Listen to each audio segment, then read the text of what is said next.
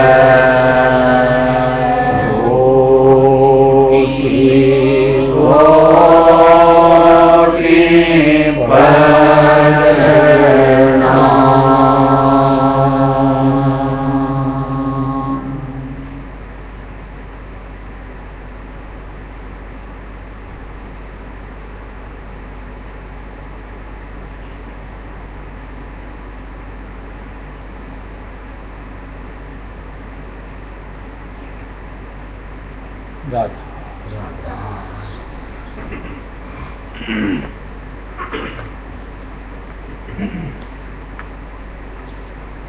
हम लोग यहाँ पर इस मंडल में बतौर मेहमान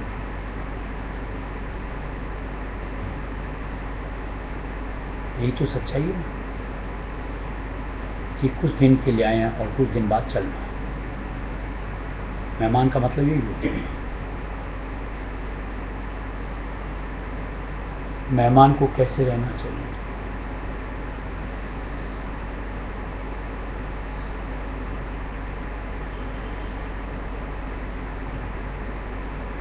आज हमारा मान लो एक जीने का ढंग अलग कुछ,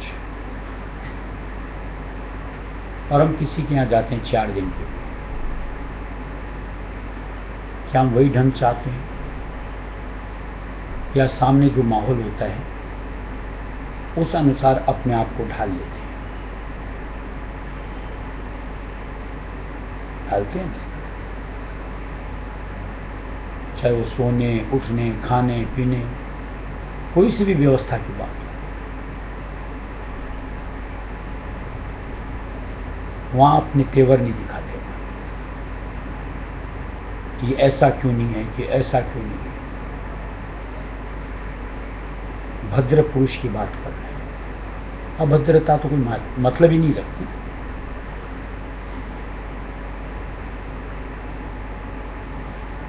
जैसा कि कहते हैं यहाँ 4 दिन की जिंदगी में, तो 4 दिन के मेहमान अपन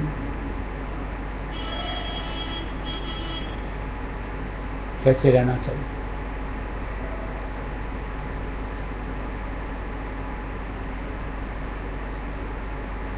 जैसे बतौर मेहमान, जिसके लिए दिया हुआ भी मारवाड़ी एक भजन पढ़ते हैं उसमें कि जैसे पर घर पावना रहे उठाए चित्त।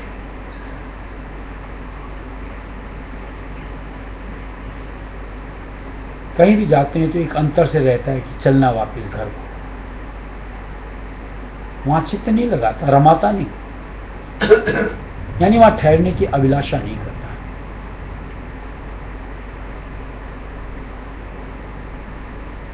हमें कैसे जीना है? सत्संग की समझ तो आनी चाहिए।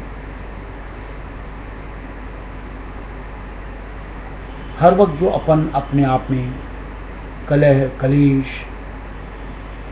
हर वक्त तृष्णा, हर वक्त हविष,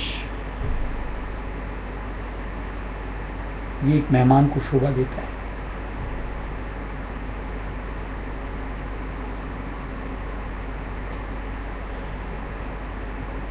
आज कहीं 4 दिन के लिए मेहमान के लिए जाओ,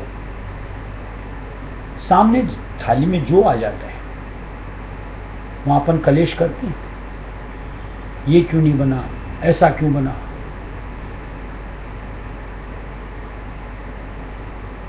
नहीं करते ना, मन को समझौती देते यार 4 दिन की बात है, जो आ रहा है सब्र कर।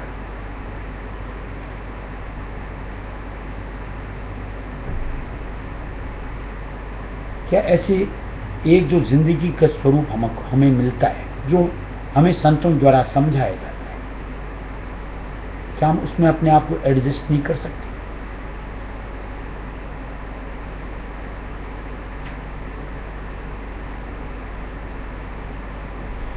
तब जिसको एडजस्ट करना आ गया तो जिंदगी के मजे लेता है, उसको जिंदगी बोझ नहीं लगती। कभी कलेश में अपने आप को झोंकता है,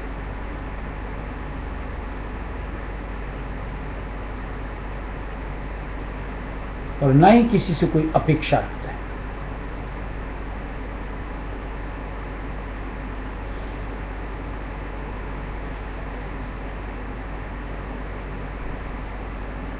एक किस्सा दिया हुआ कबीर साहब का कि ऐसे कोई एक दुनियादार जी आया कबीर साहब के सामने, अपना दुखड़ा रोना चालू कि मैं ऐसे परेशान, यूं परेशान, इससे परेशान, उससे परेशान।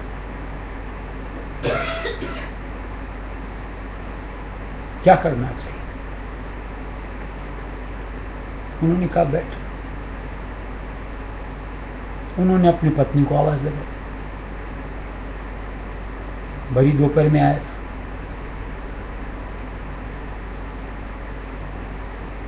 आके सामने खड़ी हुई कि जा लालटेन जला के लिया।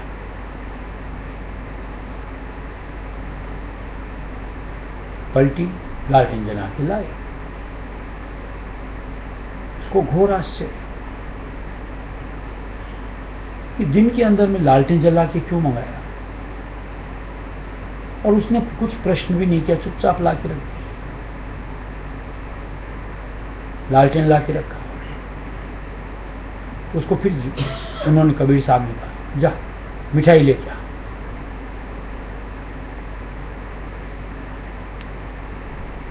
फिर अंदर गई,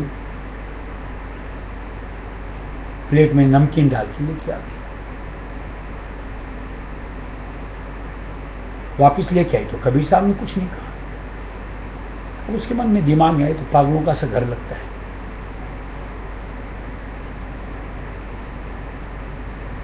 उठ के जाने लगा। कबीर साहब ने कहा तेरे जवाब मिल गए? बोले किसके जवाब? पागलों की हरकतें करते बोलते जवाब मिल गए। दिन में आप लालटेन मंगा रहे हो, मिठाई मंगा रहे हो, तो नमकीन ला के दे रहे हो। बोले यही तो जिंदगी होती है सीखने की, कि जहां समझ होनी चाहिए आपस में,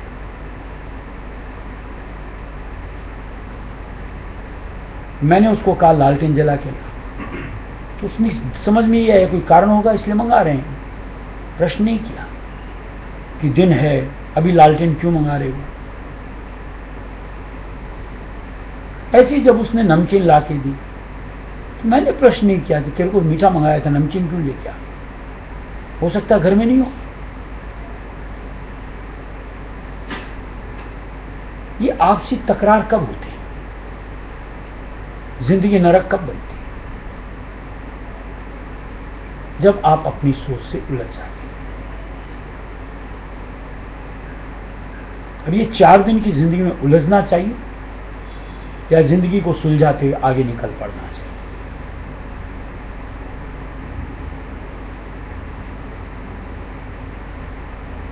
किसी ने कुछ लिया, किसी ने कुछ दिया, किसी ने कम दिया, किसी ने ज्यादा दिया, कोई कुछ कह गया, कोई कुछ कह गया। चित्त क्यों धरना? आप सत्संग थोड़ी तो कर्म की समझ होती है।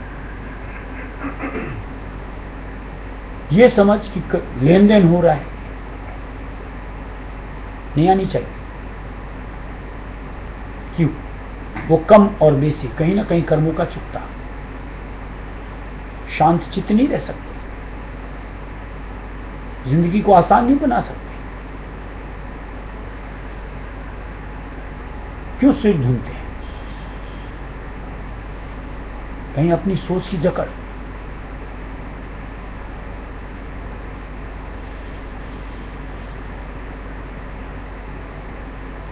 आज हमें मालिक का नाम क्यों मिलता है?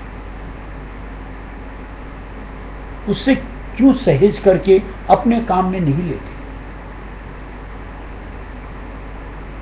कि सबर संतोष गहले, यानी कभी भी मन उद्विग्न हो, जुबान को खोलने की जरूरत क्या है?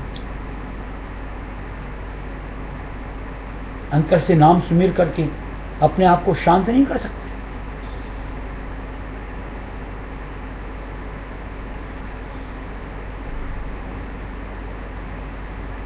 आज अगर मान लो तुम्हारे घर में आग लग गई, तुम क्या पहले ही पूछने जाओगे किसने लगाई, कैसे लगी? क्या करते हो? दौड़ते हो किसी तरह पानी लाके फेंको, बुझाओ। और ये मसला तो बाद का है, जब शांत हो जाए क्या कारण हुआ, तहकीकात करो।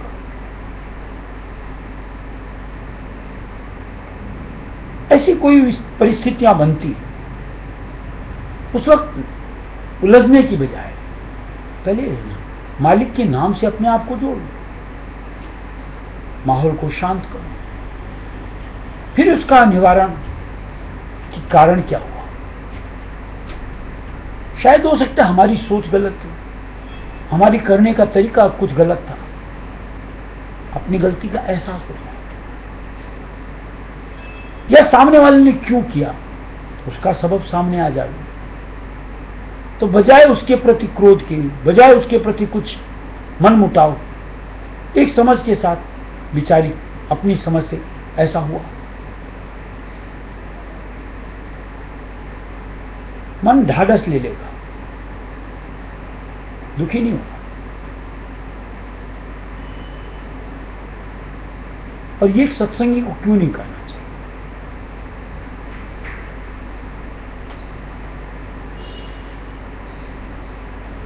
एक दिन गुजरे, दाता का शुक्र मानो कि मालिक आज का दिन अच्छा गया, क्या मैंने तेरे नाम से अपने आप को खूब संभाला, और अगले दिन के लिए फिर कमर कसो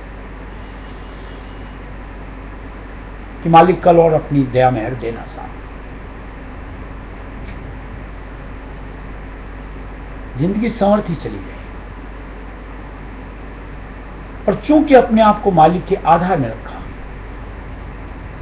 निश्चित तौर से भक्ति फल मिलता चला गया, अपने ही काम आएगा, किसी और के नहीं। ये तरीका, ये सलीका एक सत्संगी में आना चाहिए, समाना चाहिए। आज अभी थोड़ी देर पहले एक परिवार में मैसेज था कि आज जो मान लो गले में माला पहनते हो मोती की,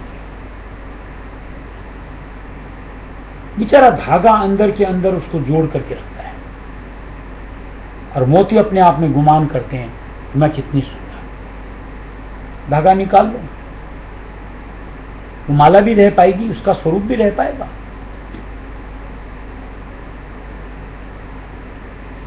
एक मालिक ने हमें कैसे बांधा हुआ है, कैसे संभाला हुआ है, हम उसी को बिसर जाते हैं और अपने अहम से जुड़ करके अपनी सोच में जकड़ जाते हैं।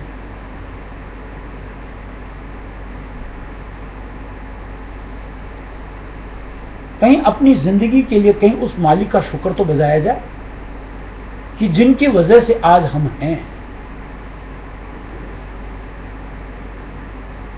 अगर मालिक का साथ न मिलता तो क्या ये दुनिया की भीड़ में हम भी अब एक कीड़े मकोड़े की तरह न होते,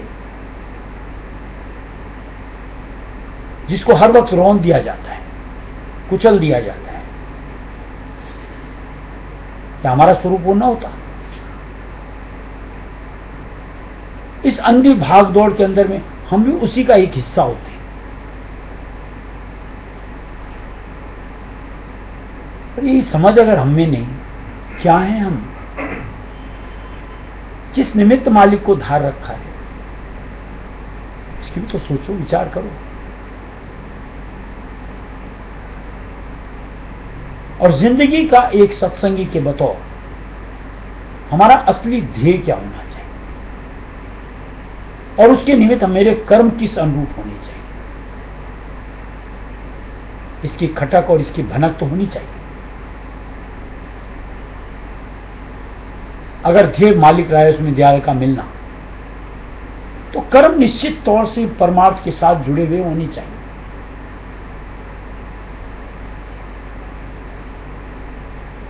फिर उसके लिए दुनिया के कर्म कोई मायने नहीं रखते, यानी वहां कुछ कम बेसी कोई उस चीज की परवाह नहीं होती। और निश्चित तौर से फिर भक्ति के अंदर में रमना शुरू हो जाता है कि उसमें कमी ना, वो बर्दाश्त नहीं होती।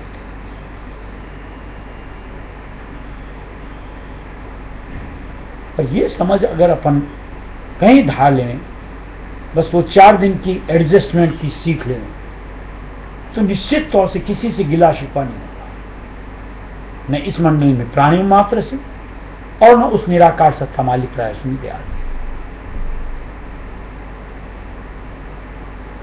बल्कि कुछ कुछ समझ लेते हुए दुनिया में भी हर किसी का शुक्र बजाएंगे कि आज तेरी वजह से मैं आज मालिक के नाम में डट रहा हूं। कहीं अगर उधर मेरी सोच के अनुरूप होता चलता तो मेरी आसक्ति उधर बनी रहती, परमार्थ में रुचि कहां से होती।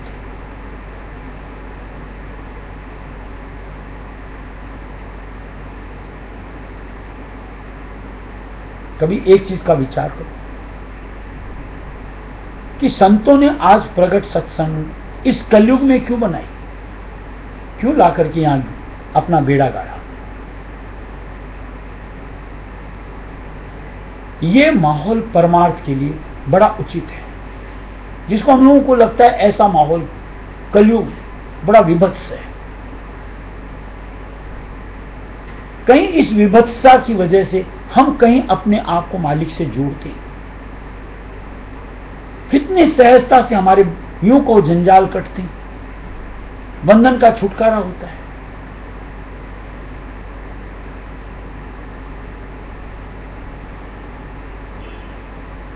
किस तरीके से सोचो, समय के साथ परिवर्तन जिस अनुरूप हो रहा है, हर जीव अपने आप में अकेले में मस्त है।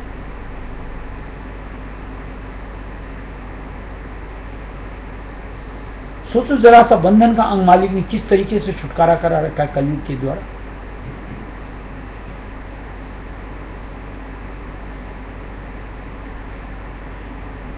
आज जो मान लो माया मत की इतनी बड़ी चाहना बना करके जीव चलता है इस कलयुग के हिसाब से, पहले से अपने आप को प्रिपेयर करता है कि कभी भी बड़ा नुकसान हो सकता है, और जहां कहीं बड़ा नुकसान होता है उतना झटका नहीं लगता जितना कि सोचो कभी पॉकेट से 5 रुपया भी गिर जाता था, 2 रुपया गिर जाता था, तो उसके लिए हम लोग फिक्रमंद होते थे।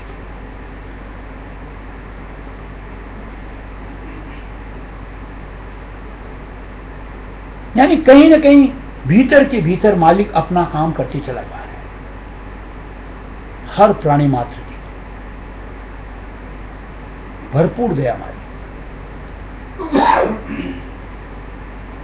फिर जहां जीव अपने आप में अकेला, कोई यूं को मददगार नहीं दिखता, तो अपने आप कहीं मालिक से अपने आप को जोड़ने का प्रयत्न करता है।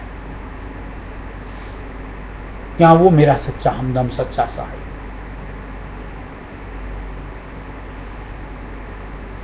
यानी कभी भी जरूरत की अवस्था होती है तो बजाय किसी और के मालिक की आ जाती है। ऐसे मालिक जीव का निबेड़ा करते हैं। और जिसको इस अनुरूप अपनी जिंदगी को सजाना आ गया, इस तरीके से जिंदगी को पोना पिरोना आ गया, निश्चित तौर से बेफिक्र होकर के भक्ति में मालिक के गुण गाता हुआ बढ़ता चला जाता है। अफसोस नहीं होता, कोई गिला शिकवा नहीं, हर चीज में मौज निहारता है और दाता का शुक्र बजाता है, जो कि एक सत्संगी में गुण होना चाहिए।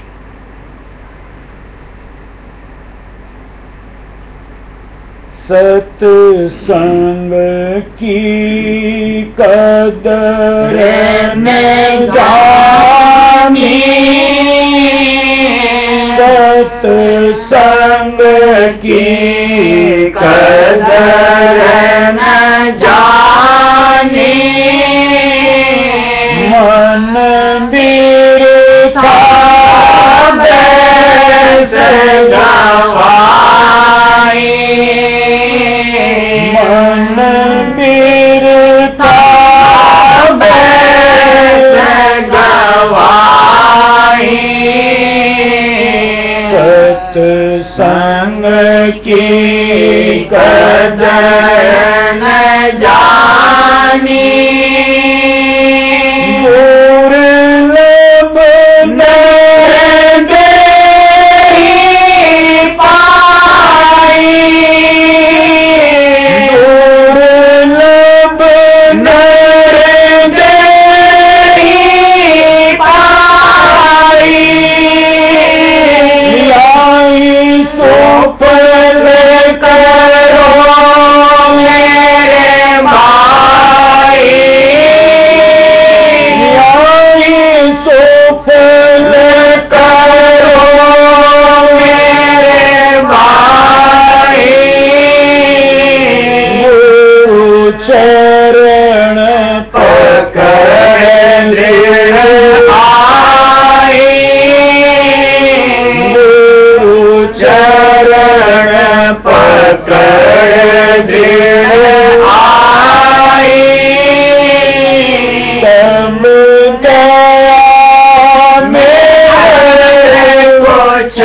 पाई दया में हर कुछ पाई सत्संग की कदर न जानी सत्संग की कदर न जानी मन बिरथा बैस गवाई मन बिरथा बैस गवाई सत्संग की कदर न जानी निज गए का संदेशा निज गए का संदेशा धन में सोरठ लगाई धन में सोरठ लगाई जब भोग से कर वैरागा जब भोग से कर वैरागा गुरु चरणन प्रीत बढ़ाई गुरु चरणन प्रीत बढ़ाई सत्संग की कदर न जानी सत्संग की कदर न जानी मन बिरथा बैस गवाई मन बिरथा बैस गवाई सत्संग की कदर न जानी शानदार से दो पिला कर शानदार से दो पिला कर मन सूरत अजर चढ़ाई मन सूरत अजर चढ़ाई राधा स्वामी दीन दयाला राधा स्वामी दीन दयाला भव सागर से जलंगाई भव सागर से जलंगाई सत्संग की कदर न जानी सत्संग की कदर न जानी मन बिरथा बैस गवाई मन बिरथा बैस गवाई सत्संग की कदर न जानी संतों ने ला करके पूरी तरीके से दुनिया का स्वरूप हम लोगों के सामने रख दिया। अगर समझना चाहें तो बखूबी समझ करके अपने आप को दुनिया से यूं को अंतर से अपना वैराग बना सकते, अपने आप को अचाह कर सकते। और जहां हम संतों की बात की यूं को समझ करके भी उसके ऊपर अपने आप को नहीं जोड़ पाते, मालिक को तो जीव का काम बनाना, क्या करेगा? दूसरा पेज घुसा दे।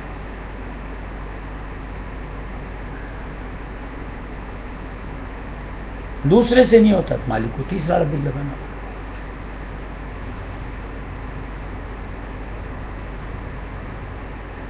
मान लो कोई गोली से ठीक हो जाता है, गोली से नहीं ठीक होता तो इंजेक्शन वगैरह देते हैं। अब इंजेक्शन वगैरह से भी नहीं होता तो चीर फाड़। क्यों अपने आप को तीसरे दर्जे तक पहुंचाने की जरूरत? क्यों नहीं दी गई समझ के साथ एक अपनी सोच को जोड़ते हुए दुनिया को बखूबी परख करके निकल लो अंतर से, अचाह बना लो अपने आप। कोई चीज आपको त्रस्त करेगी, बड़े आराम से आपको नाम में मजा आएगा, सेवा में मजा आएगा, सत्संग में मजा आएगा, एक अलग ही माहौल अपने लिए आप बना पाते। और जहां समझ से नहीं, थोड़ी सी रुचि में कमी के साथ कुछ ना कुछ अपने लिए हम लोग यूं कहो व्यवधान पैदा करते हैं, जिसमें परमार्थ में भी कुछ ना कुछ जो नियामत मिलनी चाहिए, जो एक मालिक के एहसास की एक पूंजी हमारे पास इकट्ठी होनी चाहिए, वो नहीं मिलती। काम तो बनेगा, इसमें कहीं दो राय। और ऐसे में निश्चित तौर से कहीं हमारे लिए भी विषम परिस्थितियां होती, यानी तकलीफ झेलनी पड़े, और साथ में हमारे अपने मालिक को भी यानी गुरु स्वरूप को। ऐसी अवस्था तक अपने आप को क्यों पहुंचा? समझ के साथ मालिक दिखाता है, ऐसा नहीं कि नहीं दिखाता, सामने दिखता है, सामने समझ में आता है कि दुनिया का ढंग, दुनिया का हाल ये है। फिर तो कहीं अंतर से अपने आप को निकालो। ऊपर की तो मालिक बोलता ही नहीं कि तुम निकल पड़ो और जाओ जंगल में जाके बैठो, कि तुम ऐसे मत करो, कि तुम वैसे मत करो। करते वक्त धारणा ये करो कि बस मैं मालिक के हुक्म की पालन कर रहा हूं, और मालिक की जो मौज मुझे मंजूर। कभी आप सताए नहीं जाओ। अब ये चीज समझ में आ जानी चाहिए, क्योंकि सत्संग करते अरसा हो गया, अनुभव मिलते काफी अरसा हो, चाहे वो परिवार के साथ का देखो, सगे संबंधियों के साथ का देखो, माया के व्यवहार का देखो, किस चीज के अनुभव हमको नहीं मिलेंगे।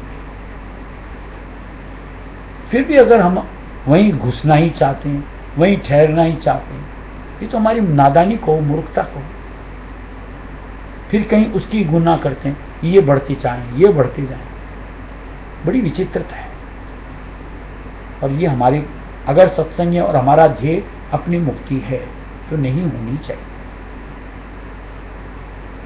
मुक्ति का मतलब कोई ऐसा नहीं है, मुक्ति का मतलब सुख, भरपूर सुख। कौन नहीं चाहेगा सुख? लेकिन मालिक देना चाह रहे हो, निश्चित तौर से कहीं ना कहीं हम अपने आप को प्रस्तुत करने में पीछे, बस उसका सुधार करना है।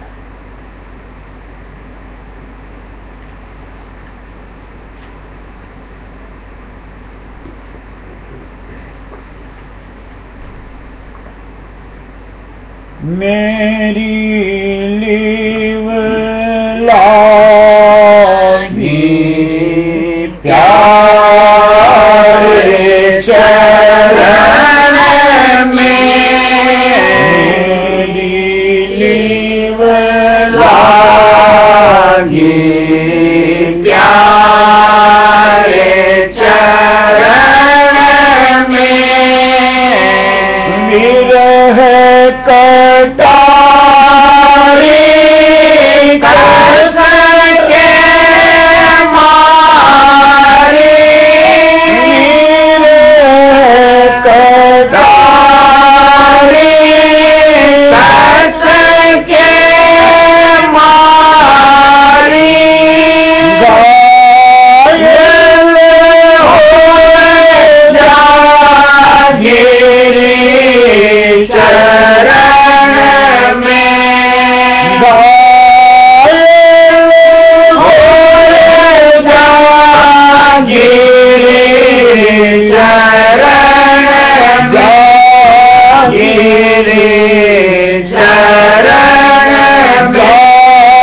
गिरी शरण में लागी प्यारे शरण में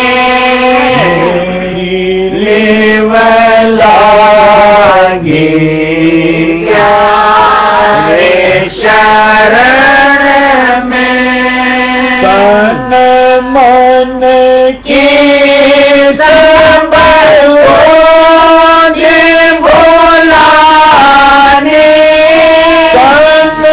मन की सब लोग बोलाने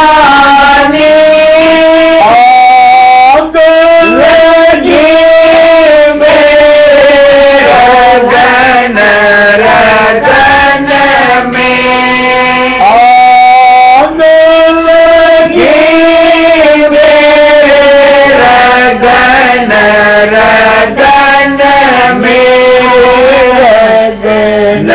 रगन में रगन रगन में लेव लागी प्यारे चरण में लेव लागी प्यारे चरण में सखी सहेली माओ समझावे सखी सहेली माओ समझावे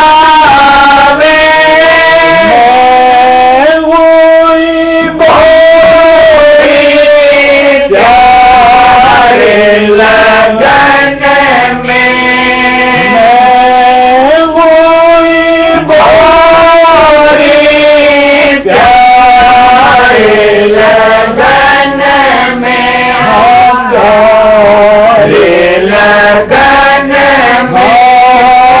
हमारे लगन में लेव लागी प्यारे चरण में लेव लागी प्यारे चरण में कोई न मुझे मेरे घट की कोई न मुझे मेरे घट की दौड़ी पीरों में गगन गगन में दौड़ी पीरों में गगन गगन में गगन गगन गगन में लेव लागी प्यारे चरण में लेव लागी प्यारे चरण में घायल की गति घायल समझे घायल की गति घायल समझे कस कोई लावे वाए कथन में कस कोई लावे वाए कथन में कथन में कथन में लेव लागी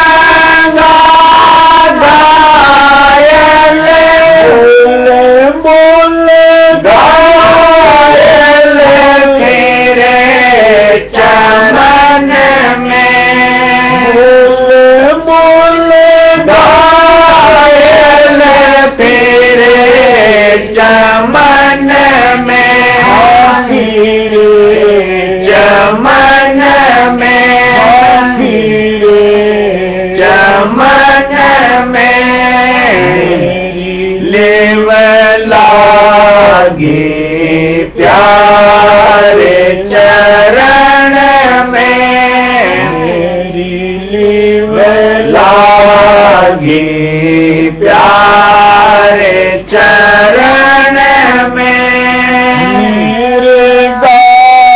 गायल सुन धुन बीना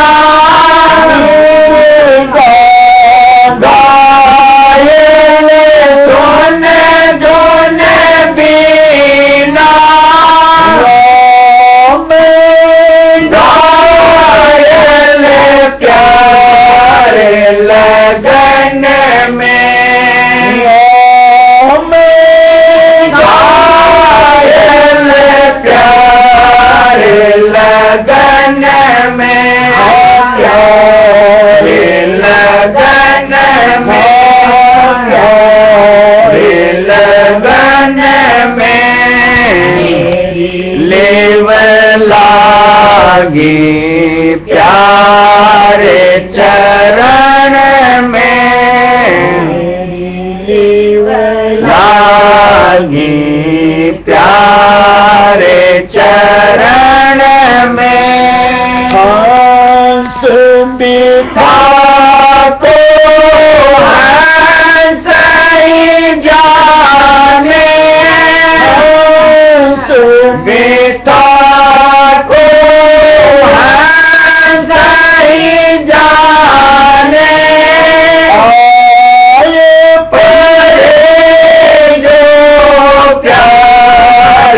शरण में आए परे जो प्यारे शरण में प्यारे शरण में प्यारे शरण में लागी प्यारे चरण में लागी प्यारे चरण में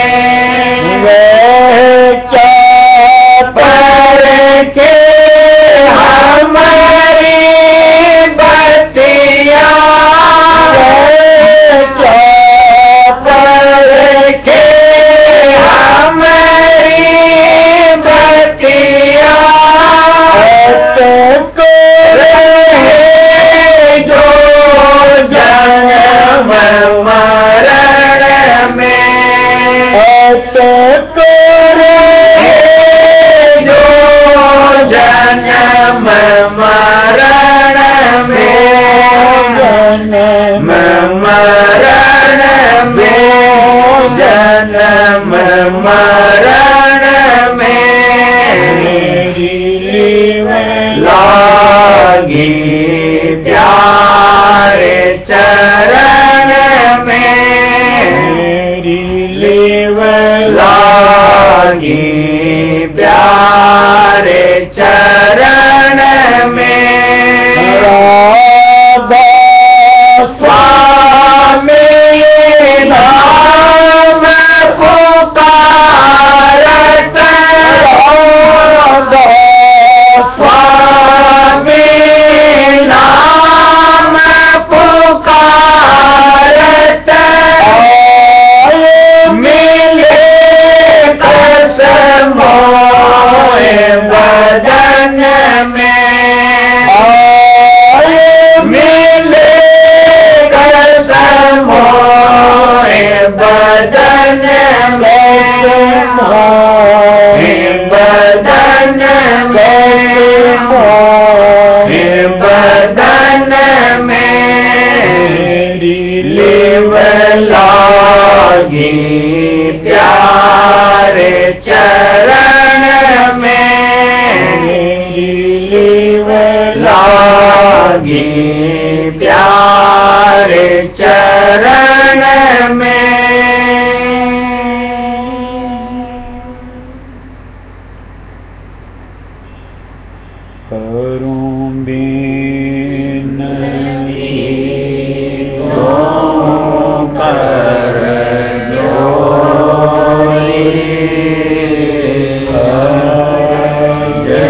सुनो